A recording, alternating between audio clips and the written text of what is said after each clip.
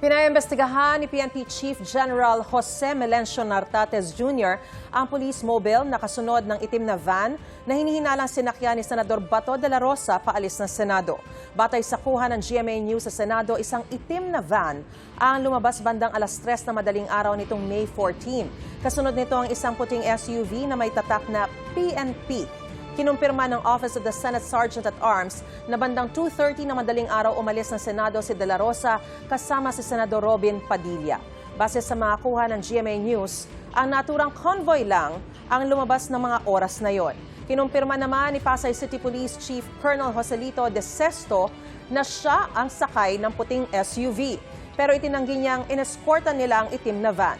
Gate ni De Sesto, hindi niya alam kung sino ang sakay ng van. Pabalik daw sila noon sa Pasay City Police Station matapos ang police operations sa Senado. Pinaimbestigahan na ng PNP Chief ang lahat ng logbook, CCTV at radio dispatch noong araw na umalis si De La Rosa. Wala pa rin impormasyon sa kinaroroonan ni De La Rosa ngayon.